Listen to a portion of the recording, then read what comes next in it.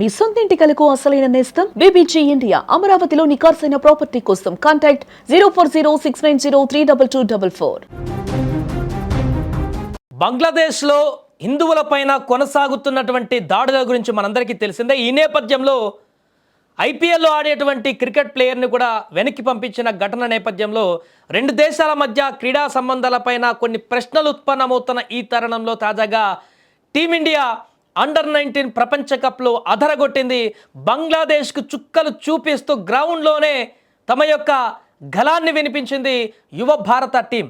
ICC under-19 ప్రపంచ cup 2026లో భారత యువ జట్టు తన జైత్ర యాత్రను కొనసాగిస్తుంది. జింబాబ్వేలో క్వీన్స్ స్పోర్ట్స్ క్లబ్లో బంగ్లాదేశ్తో నిన్న మ్యాచ్ జరిగింది. ఈ మ్యాచ్లో ఉత్కంఠభరితమైనటువంటి పోరు కొనసాగింది. దీంట్లో భారత్ ఎట్టకేలకు చివరిగా డక్వర్త్ లూయిస్ పద్ధతిలో ఘన విజయం సాధించింది.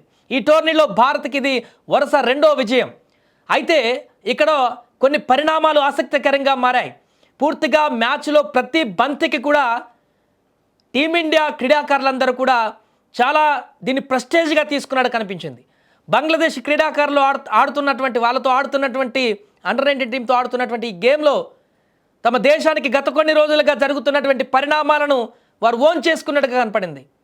గ్రౌండ్లో బంగ్లాదేశ్ బ్యాటర్ల వికెట్లు తీస్తూ తమ గళాన్ని వినిపించినటువంటి తీరు, భారత్ మాతాకి జై అంటూ అక్కడ నినాదాలు గ్రౌండ్లో చేస్తున్నటువంటి వారి సంబరాలు చూస్తుంటే, వారి అగ్రెసివ్నెస్ చూస్తుంటే బంగ్లాదేశ్ను, పాకిస్తాన్ ఏ రకంగా అయితే మనం ఓడించాలని చాలా కసితో ఉంటామో ఆ రకంగా బంగ్లాదేశ్ పైన కూడా మనం గెలిచి తీరాల్సిందే, ఓడించాల్సిందే అనేటువంటి కసి ఆ యువకుల్లో కనిపించింది. టాస్ ఓడిన తొలుత బ్యాటింగ్కి దిగినటువంటి టీమిండియా టాస్ ఓడిన తర్వాత ఆరంభంలోనే గట్టి షాక్ తగిలింది. కెప్టెన్ ఆయుష్తో పాటు మరికొందరు కీలక బ్యాటర్లు త్వరగానే పెవిలియన్ చేరారు. కానీ ఈ దశలో వైభవ్ సూర్యవంశీ అదేవిధంగా అభిజ్ఞాన్ కుందు అద్భుతమైనటువంటి భాగస్వామ్యంతో ఇన్నింగ్స్ను చక్కదిద్దారు. సూర్యవంశీ 72 పరుగులు చేయగా అభిజ్ఞాన్ కుందు 80 పరుగులు చేసి జట్టుకు గౌరవప్రదమైనటువంటి స్కోర్ను సాధించి పెట్టారు. చివరిలో కనిష్కు ఆయన కూడా చౌహాన్ 28 పరుగులతో మెరుపులు మెరిపించడంతో భారత్ 48.4 ఓవర్లో 238 పరుగులు చేసి ఆల్అవుట్ అయింది. అయితే ఈ తర్వాత రెండో బ్యాటింగ్కి సెకండ్ ఇన్నింగ్స్కి వచ్చి 239 పరుగుల లక్ష్యంతో సెకండ్ ఇన్నింగ్స్ స్టార్ట్ చేయాల్సినటువంటి బంగ్లాదేశ్కి వర్షం అడ్డంకిగా మారింది కొంత.